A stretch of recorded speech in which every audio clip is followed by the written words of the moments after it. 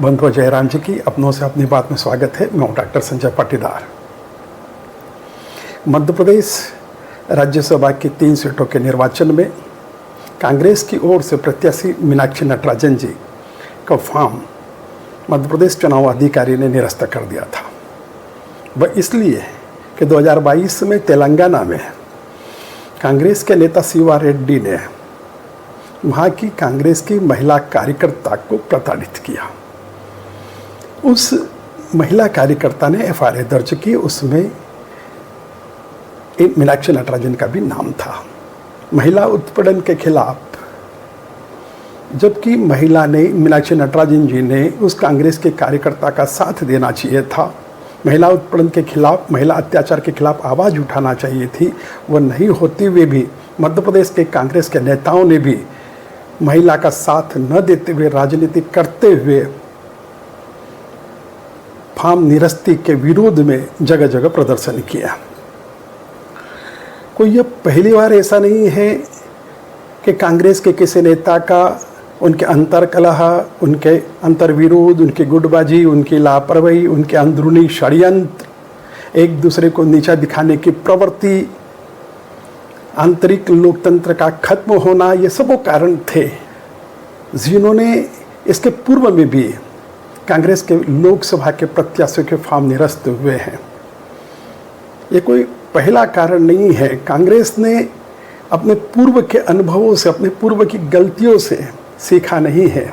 एक बार गलती हो उसको सुधार ले, उसको बुद्धिमान कहते हैं, परंतु वही गलती बार बार करे और राष्ट्रीय स्तर का संगठन करे, इसको गलती को बेवकूफ़ी कहते हैं, मूर्खता कहते हैं। हम ये इसलिए कह रहे हैं कि पूर्व में भी गुजरात में, सूरत में 2024 के लोकसभा चुनाव में नीलेश कुंभानी का फॉर्म निरस्त हो गया था और भाजपा के मुकेश दलाल निर्विरोध हो गए थे। मध्य प्रदेश में विदिशा में 2009 में सुषमा स्वराज जी के सामने राजकुमार पटेल का फॉर्म निरस्त हो गया था। यूपी के बांसगांव में 2019 के लोकसभा के चुनाव में कुश सोरो राव का फॉर्म निरस्त हो गया था। यूपी के ही अंबेडकर नगर के फूलन देवी के पति उम्मेद निषाद का फॉर्म 2019 में निरस्त हो गया था। ये सब लोकसभा चुनाव की बात कर रहा हूँ। महाराष्ट्र के रामटेक लोकसभा चुनाव में वहाँ की उनकी नेता रश्मि बर्वे का 2019 में फॉर्म निरस्त हो गया था। ये लोकसभा चुनाव की बात है। विधानसभा चुनाव की बात करें, बहुत लंबी फहरिस्त निकल सकती है। 2009 से उनके उम्मीदवारों के फॉर्म निरस्त हो रहे हैं और विरोधी निर्विरोध जीत रहे हैं। 2009 में राजकुमार पटेल का फॉर्म निरस्त हुआ। कांग्रेस ने क्यों नहीं सीख ली कि डमी फॉर्म भरवाया जाए। इन सब जगह अगर डमी फॉर्म भरवाए जाते तो शायद विपक्षी दल निर्विरोध नहीं जीतते। कांग्रेस की हालत तो इतनी बुरी है कि कांग्रेस का टिकट मिलने के बाद कांग्रेस के प्रत्याशियों ने टिकट लौटाए हैं। उत्तराखंड के पौड़ी गढ़वाल में गणेश गोंदियाल को टिकट मिल गया, उन्होंने वापस लौटा दिया कि मैं चुनाव नहीं लड़ूंगा। उड़ीसा की पुरी में अभी पिछले लोकसभा चुनाव में 2024 में सुचारिता मोहंती ने टिकट वापस लौटा दिया। और मध्य प्रदेश की बात करें तो अक्षय बम इंदौर जैसी से सुचर्चित सीट, इंदौर की सीट पर अक्षय बम ने टिकट लौटा दिया। ये कहीं न कहीं अपनी अंदरूनी कमी की परिचायक है। कांग्रेस अपने पूर्व के इतिहास से अगर सीख लेती कि उम्मीदवारों के फॉर्म कैसे भरे जाते हैं, वे कैसे षड्यंत्र के शिकार हो जाते हैं, कहीं न कहीं यह षड्यंत्र के शिकार हैं।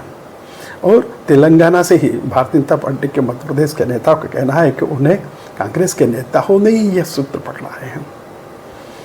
दिग्विजय सिंह जी तो रोज़ तक चुप थे, तो उन्होंने सीधे सीधे सुप्रीम कोर्ट तक को मिली भगत का परिचय दे दिया।